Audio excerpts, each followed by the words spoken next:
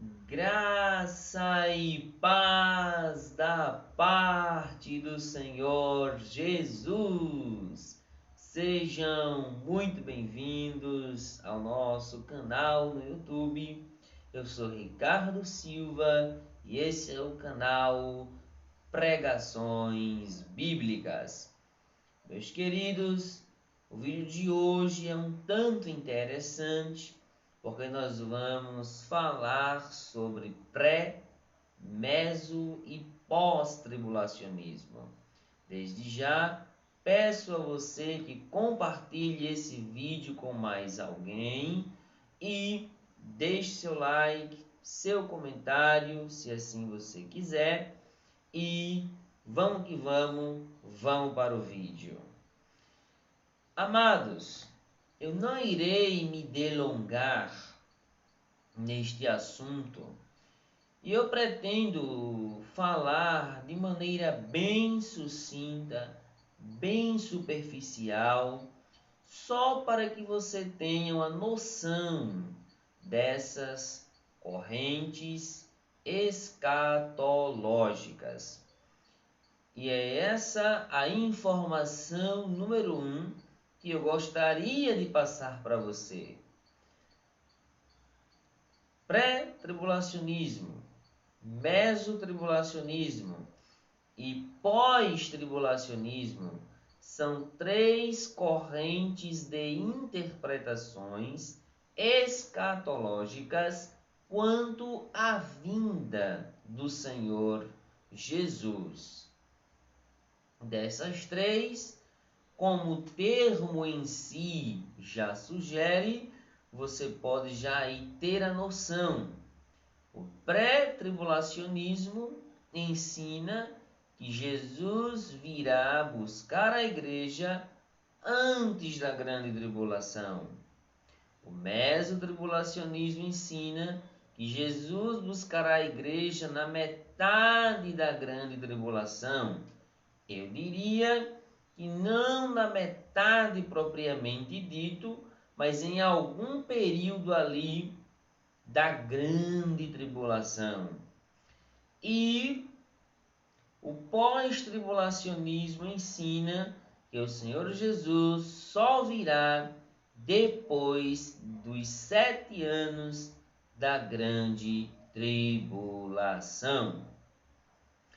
O pré-tribulacionismo usam pelo menos 3 argumentos para sustentarem a sua tese.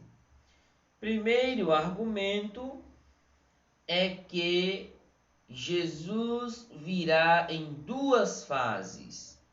Primeira fase para a igreja e a segunda fase com a igreja para estabelecer o reino milenial. E eles dizem que a igreja não passará por grande tribulação, basicamente por 3 razões. Primeira razão, 1 Tessalonicenses capítulo 1, versículo 10, quando o apóstolo Paulo diz: a esperar dos céus, a saber, seu Filho Jesus Cristo, que nos livra da ira futura ou da ira vindoura. Então, o argumento aqui é: ora, o Senhor Jesus, através desse texto, escrito pelo apóstolo Paulo, garante que nós não iremos passar pelo período da ira futura. E dentro da visão pré-tribulacionista, a ira futura é justamente a grande tribulação. Logo, se o texto está afirmando que o Senhor Jesus livra os santos, livra a igreja da ira futura, logo ela não poderá passar pela grande tribulação. O segundo argumento pré-tribulacionista é Apocalipse, capítulo 4, versículo 1. O texto da palavra de Deus nos diz, Apocalipse, capítulo 4, versículo 1. Depois destas coisas olhei, e eis não somente uma porta aberta no céu, como também a primeira voz que ouvi, como de trombeta, ao falar comigo, dizendo: sobe para aqui e te mostrarei o que deve acontecer depois destas coisas. Então, os pré-tribulacionistas pegam esta expressão aqui, sobe para aqui, que foi dita a João, e afirmam que João aqui representa a igreja, que é tomada, que é convidada a subir, né? E, ao ser convidada a subir, só lá em cima é que João revela os acontecimentos da grande tribulação, que propriamente dito só começam no capítulo 6. Então, ao relatar o capítulo 6, que é o início da grande tribulação, João já não estava na terra, entre aspas, mas já tinha subido para a presença do anjo que falou com ele aqui. E, de acordo com o versículo 1, João subiu então para o céu, dizendo: eis não somente, depois destas coisas olhei, e eis não somente uma porta aberta no céu. Depois o texto diz: sobe para aqui. E o terceiro argumento pré-tribulacionista é que depois de Apocalipse, salvo engano, 4, Apocalipse 6, não existe a expressão eclésia, que é a expressão grega para igreja. Não existe no capítulo 6, no capítulo 7, no capítulo 8, no capítulo 9, no capítulo 10, até o capítulo finais do Apocalipse, a palavra eclésia não aparece, que é a palavra para igreja. Então, usando esse argumento, eles dizem que não tem como a igreja passar pela grande tribulação revelada no Apocalipse, porque a palavra eclésia não aparece aqui. Ok? Então, basicamente é isto. Esses três argumentos são usados pelo pré-tribulacionismo. Observação: eu não estou afirmando que o pré-tribulacionismo está errado ou essas interpretações estão erradas. Eu apenas estou passando para você, basicamente, como eles pensam. A segunda visão é a visão meso, que eu quero deixar por último. E eu quero comentar com vocês a terceira visão, a terceira corrente, que é a corrente pós-tribulacionista. Os pós-tribulacionistas afirmam que a igreja passará pelo período da grande tribulação. Por quê? Porque Jesus em nenhum momento afirma que seus discípulos não passariam por tribulação ou pela grande tribulação. Pelo contrário, se nós lermos o sermão profético de Mateus, capítulo 24 e 25, e de Marcos, capítulo 13, e Lucas, capítulo 21, o Senhor Jesus vai narrar os eventos escatológicos. E o primeiro evento foi a destruição do templo, no ano 70 depois de Cristo. Segundo evento, o princípio das dores. Terceiro evento, a grande tribulação. E o quarto evento é justamente a vinda do Senhor Jesus. E essa vinda, de acordo com Mateus capítulo 24, verso 29 em diante, é uma vinda visível. E ele só vem depois que ele narra o episódio da grande tribulação em Mateus capítulo 24, versículo 15 até o versículo de número 28. Outro argumento pós-tribulacionista é que os santos descritos no livro de Apocalipse são a igreja, ou é a igreja.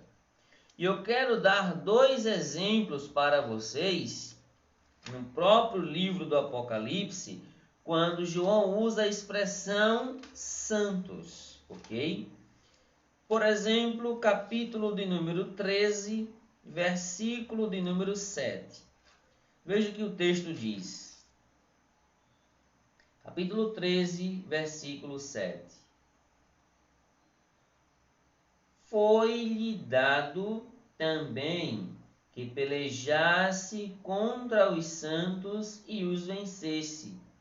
Deu-se-lhe ainda autoridade sobre cada tribo, povo, língua e nação.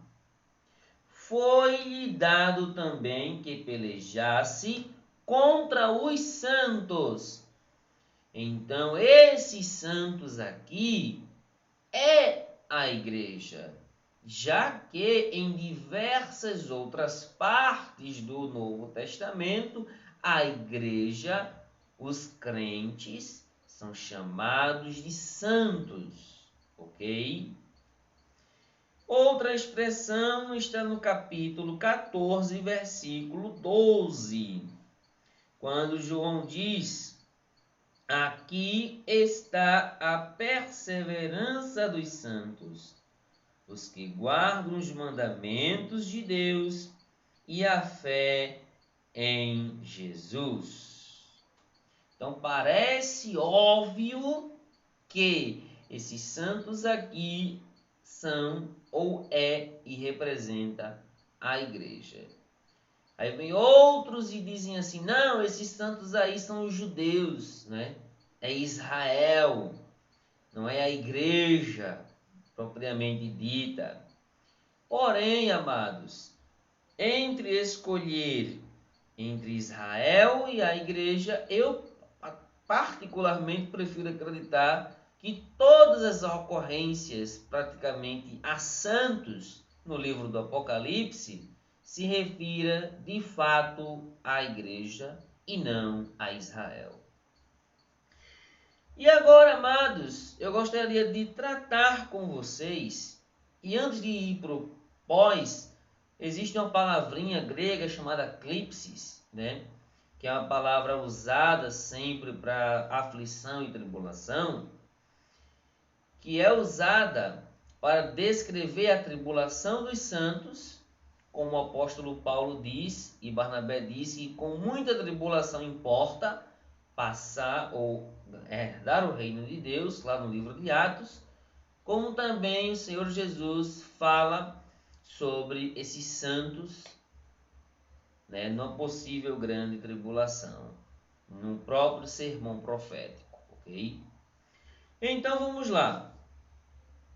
Agora o mesotribulacionismo. O mesotribulacionismo ensina que a igreja vai passar pela metade da grande tribulação. Mas nesse meio termo, eu diria que a igreja vai passar por uma parte da grande tribulação. Não sei se 1 ano, 2 anos ou alguns meses, mas por parte dela a igreja vai passar. Aí, para não termos muitos outros termos a designar, a gente usa o meso, eu pelo menos uso o meso, para dizer que a igreja passará por alguma parte da grande tribulação, ok? O texto de Mateus, capítulo 24, versículo 22, nos dá uma diretriz acerca do mesotribulacionismo.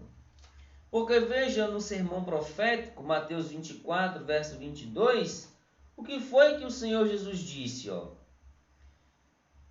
não tivessem aqueles dias sido abreviados, ninguém seria salvo. Mas, por causa dos escolhidos, tais dias serão abreviados. Ele está falando do período da grande tribulação. Um período de aflição tal que nunca houve e nunca haverá na terra, como da grande tribulação. Então o Senhor Jesus afirma que por causa dos eleitos, por causa dos escolhidos, que é a igreja, aqueles dias foram abreviados para os eleitos, para os escolhidos. Então, nesse ponto aqui, o mesotribulacionismo faz total sentido, ok? Outro texto interessante para os mesotribulacionistas é 1 Tessalonicenses, capítulo 1, versículo 10. Aquele texto que é usado também pelos ok? Agora veja o que o texto diz, tenho ele decorado, mas eu quero ler com vocês. Capítulo 1, versículo 10, E para aguardardes dos céus o seu Filho, a quem ele ressuscitou dentre os mortos, Jesus, que nos livra da ira vindoura. A ira para os meso ou são os 3 últimos anos, 3 anos e meio finais da grande tribulação. Logo, a parte inicial da grande tribulação, considerada como período tribulacional, é factível para a igreja passar, porque Deus nos livrará da ira, que é aqueles 3 anos e meio finais, que será de intensa perseguição contra os habitantes da terra, ok? E para fecharmos aqui essa nossa linha de raciocínio, existe um texto muito interessante em 2 Tessalonicenses, capítulo de número 2, quando o apóstolo Paulo faz menção à vinda do Senhor Jesus e também a manifestação do homem do pecado, do iníquo, do anticristo, ok? O texto de 2 Tessalonicenses, capítulo 2, versículos de 1 a 12, mostra a expressão vinda 2 vezes. Versículo 1, primeira vez, e versículo 7, segunda vez. Versículo 1 diz: Irmãos, no que diz respeito à vinda de nosso Senhor Jesus Cristo e à nossa reunião com Ele, nós vos exortamos, amém? A respeito à vinda de nosso Senhor. E o verso 7 diz: com efeito, o mistério da iniquidade já opera, e aguarda somente que seja afastado aquele que agora o detém. Perdão. Versículo de número 6.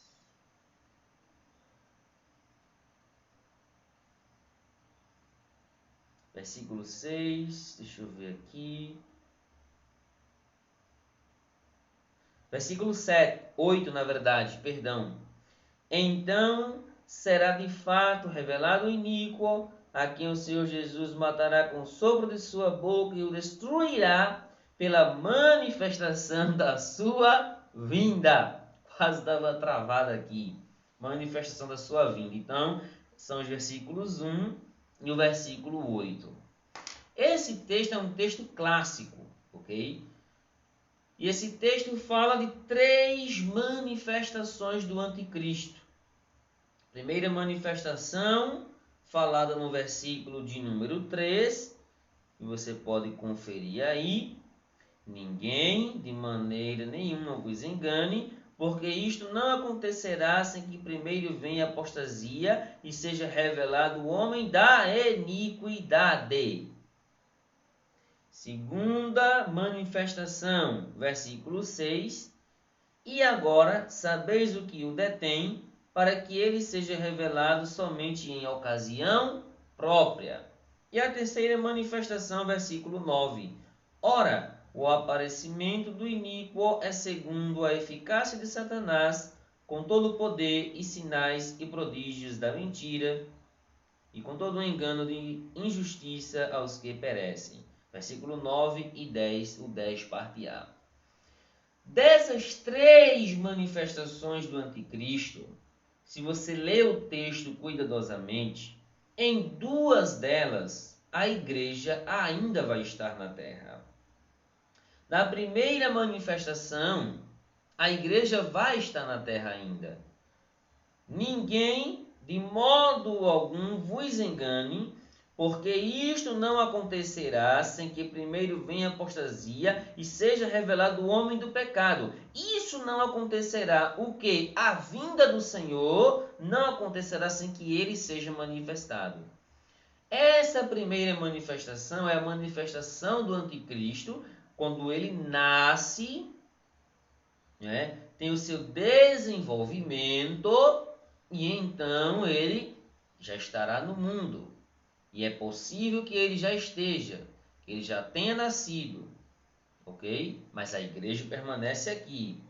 Na segunda manifestação, que é no versículo 6, o texto diz: e agora sabeis o que o detém. Existe algo que o detém para que ele seja revelado somente em ocasião própria. Essa segunda manifestação é quando o anticristo dará suas caras ao mundo, porém, ele não vai se revelar ainda como o anticristo propriamente dito. Porém, na terceira manifestação, que é do versículo 9, a igreja não mais estará aqui, porque é a manifestação plena do anticristo, é a manifestação final do anticristo, quando ele surgirá, né, no mundo, quando o mundo estiver em agitação, em perturbação, quando o mundo estiver entrando em colapso, é então que ele vai aparecer, ok? Aí vai se cumprir cabalmente Apocalipse 6, primeiro cavalo branco, que se representa a conquista, o anticristo, que vai trazer a paz ao mundo, que vai precisar dessa paz. E Apocalipse 13, versículo 1, que diz que a besta primeira vai surgir do mar. O mar ali representa a nação e agitação, a turbulência, ok? Nessa manifestação final do anticristo é que a igreja não vai estar, mas nas 2 primeiras sim. Então eu posso afirmar que o mesotribulacionismo tem um teor de verdade na qual eu posso depositar a minha crença e a minha credibilidade no mesotribulacionismo. Ok? Para fechar, o pré, a igreja não passa por nada. O pós passa por tudo. Então vamos apanhar dos 2 lados e ficar com o mesotribulacionismo. Amém? Que Deus continue lhe abençoando. Espero que esse vídeo tenha sido proveitoso para você. Fica na paz e até o nosso próximo vídeo, o nosso próximo encontro.